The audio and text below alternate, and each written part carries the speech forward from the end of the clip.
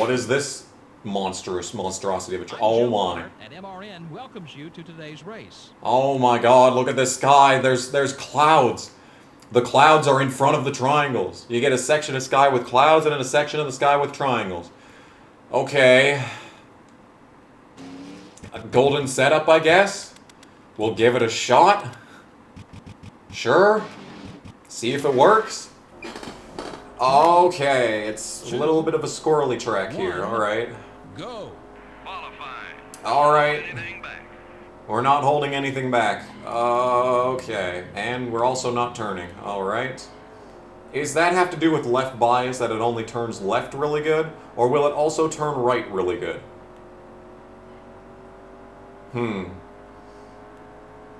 Should I turn it all the way up to right bias since we're turning right the majority of the time? It appears to still be turning. I don't know when to brake. It definitely turns less to the right than it does to the left, which you would expect from a lot of left bias.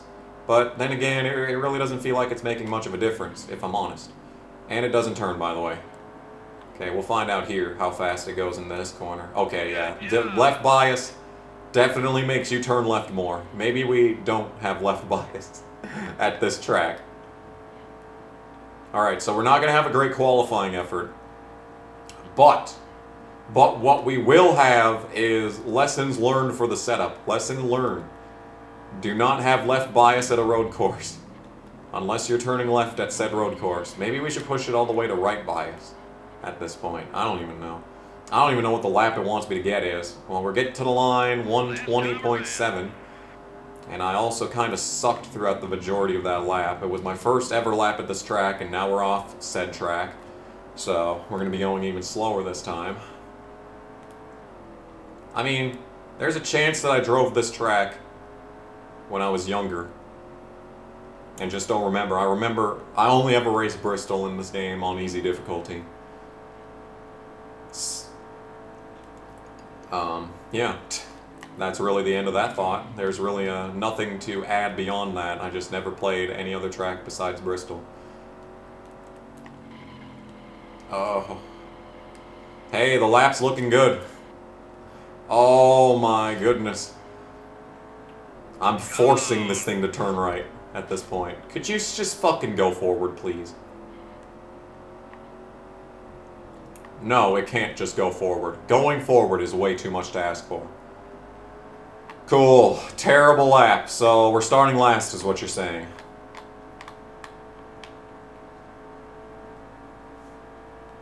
Yeah, there's definitely more hard right turns than there are hard left turns due to the fact that we are in fact going clockwise around this track. So it would be prudent to put right weight on instead of left weight.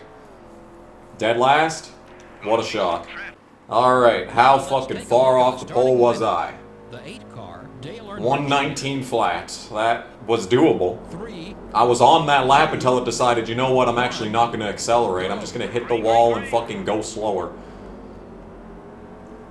Taco 500 at last. We have waited. Waited in the wings for the illustrious Taco 500. And it is finally upon us. And I can't fucking do anything but run into walls. Oh yeah. I can tell this is better than Devil's Canyon, which is not saying much. It'd be hard-pressed to find a worse track than Devil's Goddamn Canyon. But we certainly are in need of learning some braking points. Because holy shit, dude. Holy shit.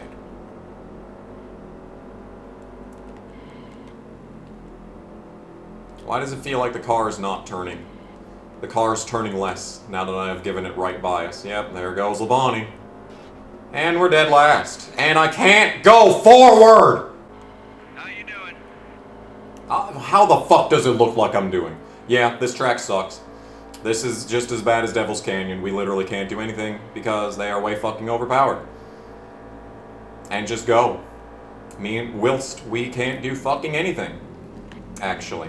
We can't do fucking shit because it just doesn't fucking turn. But it does turn for them, don't you worry about that.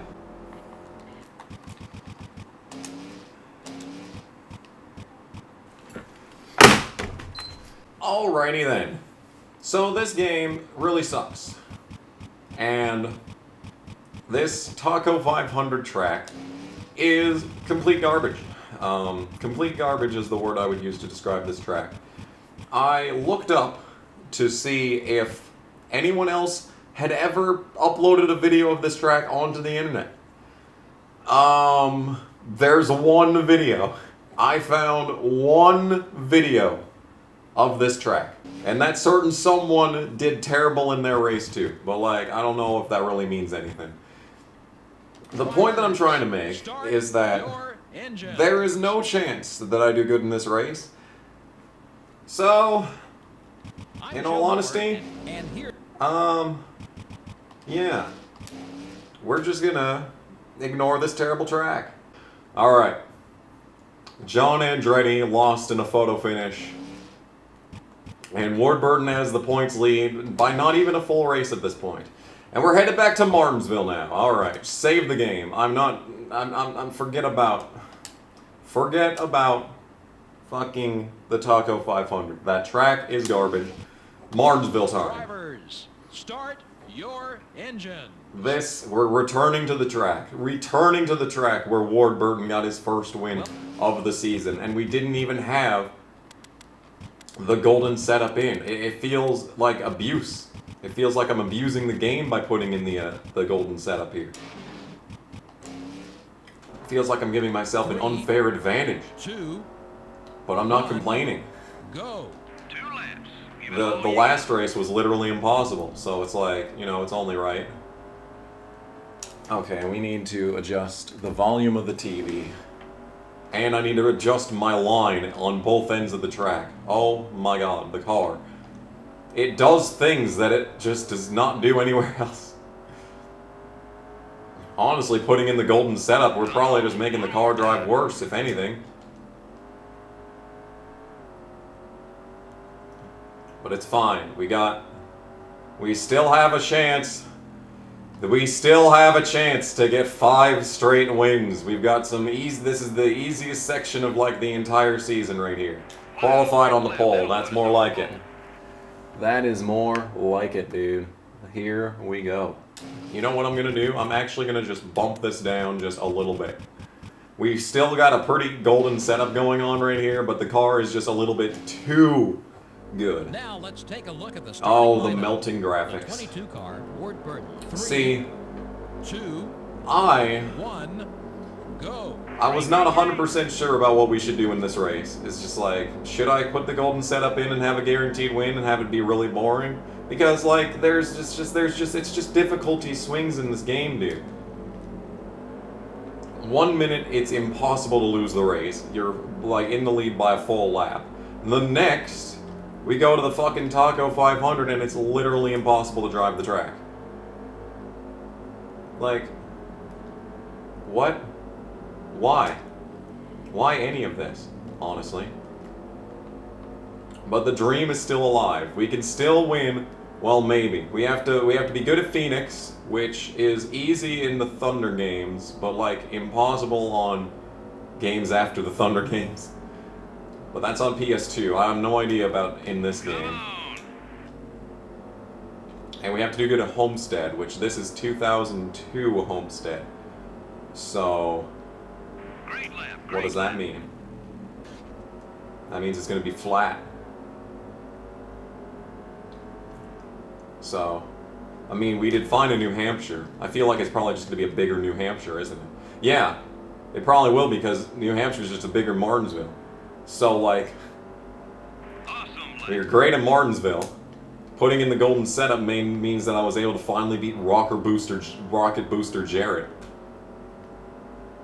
Putting in the golden setup at Homestead should mean pretty much a guaranteed win, I'd hope. But you know how it goes. I don't know what other tracks there are. All I know is that Homestead and Phoenix are in this next group, and like the other tracks should be really easy. I don't know, man.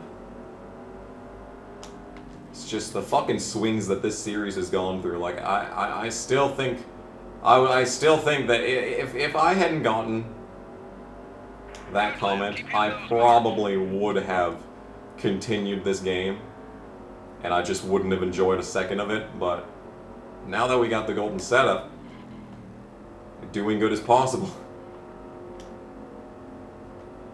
It's not just possible, it's like likely, which is just insane. Insane to me. Never thought I'd see the day where I was doing good in this game on a weekly basis. Anyway, you get the idea. So I was thinking about this recently, and it's weird that the YouTube terms of service are such that, you know, when you try to monetize a video, it says that you can't have, you know, it's like you have to put in like the bad language warning. And like back in the day, back when this stuff had just started and it was just like, you know, complete and total fascism, back when it started is that they would completely demonetize videos that had naughty words unless it was a music video. And, okay, so I don't know what that was supposed to be, but Sadler's out for blood. He knows a ward is better. I don't know why, other than this game being terrible, why that happened, but hey. So, anyway. Why would it be fine for a music video to have bad words and get monetized, but like any other video wouldn't? Like, all popular music from like the mid to late 2000s was like the hardcore gangster rap, and not even like hardcore gangster rap. I'm thinking like Eminem. Like, that's not hardcore gangster rap. But like the point I'm trying to make is that it was just a bunch of like these pop songs that would have a naughty word in it. And then they just play it on the radio all the time, just omit the, you know, omit the bad word. But then on YouTube, on the YouTube Vivo channels, it wouldn't be censored. Like, what? This is like, this is the music that all the kids are listening to, right? Whoa, that was a quick laugh. All the kids are listening to these songs.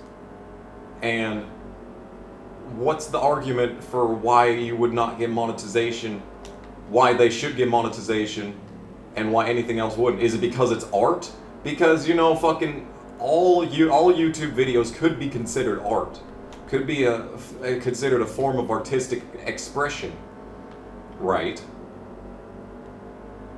But for some reason that doesn't count. Only music videos, like no movies, no like independent films with like, you know, characters that say the naughty words.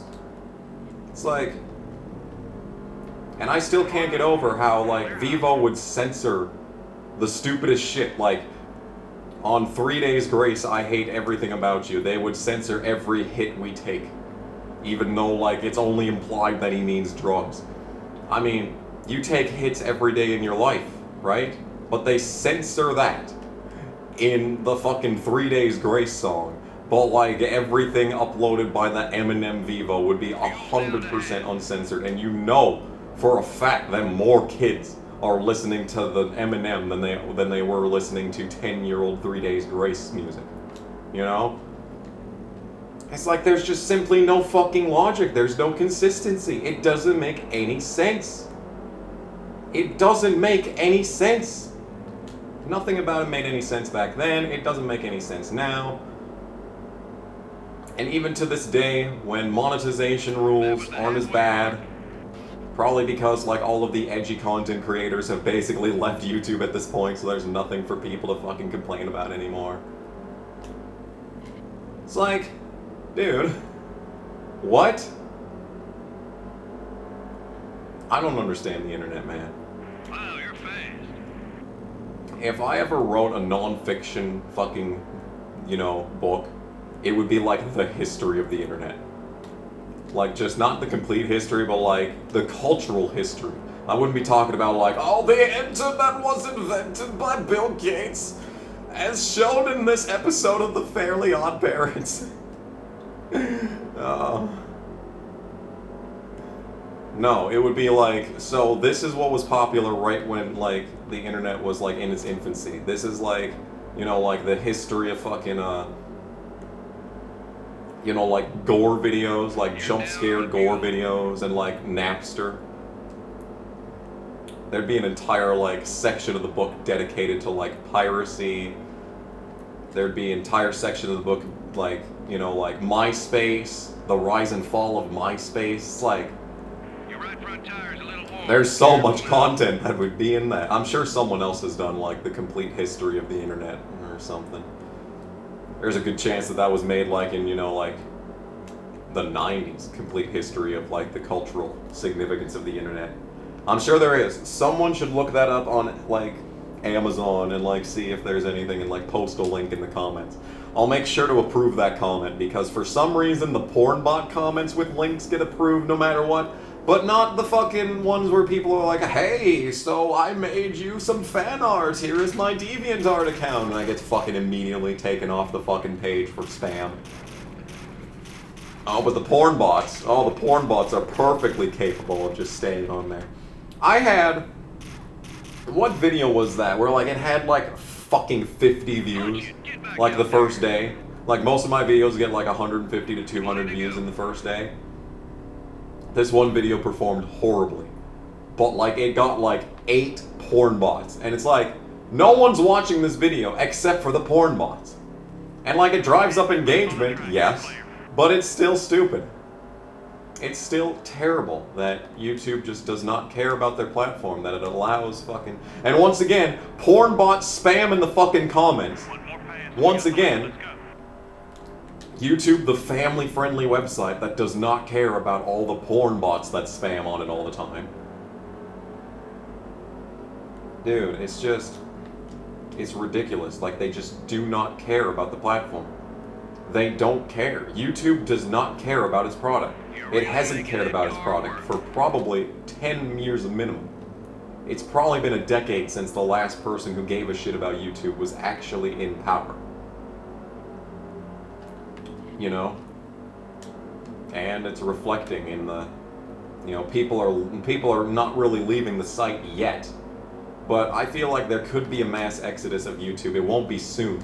But I'd say maybe, you know, 4 years down the line, something could pop up that will rival YouTube. Rumble's looking really good right now.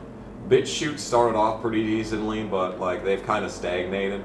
Rumble's growing very fast, but, like, you know, they need to follow through. I don't know where BitChute failed, but Rumble is doing very well right now. Hopefully they continue to have success. I don't have any accounts on any of these other sites. Maybe I should. Maybe I should start uploading exclusive stuff to that, to, like, Rumble and stuff. Maybe we'll start doing race reviews again. That would mean I'd have to watch fucking races again, so maybe not on that one. But, you know, you get the idea. You get the idea of what I'm going for. We need to build up these sites. It's just, I don't have a big enough following that would, you know... I know there's, like, you know, maybe 15 people that would watch me on whatever website that I'd use. But 15 is not enough. You need, like, 15,000 before you're gonna, you know, make an impact.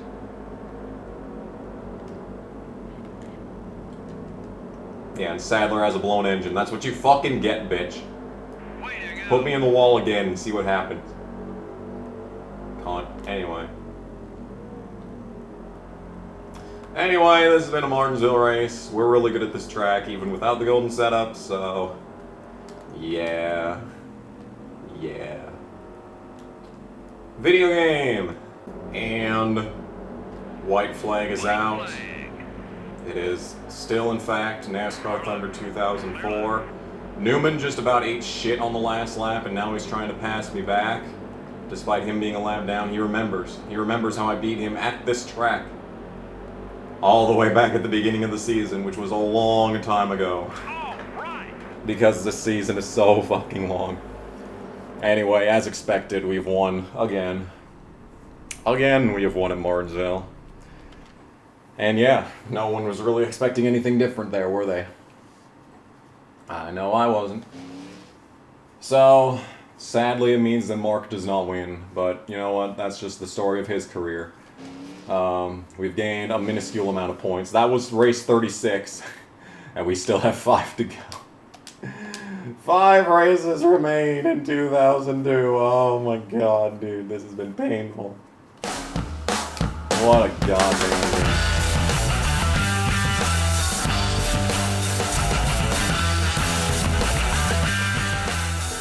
Fuck!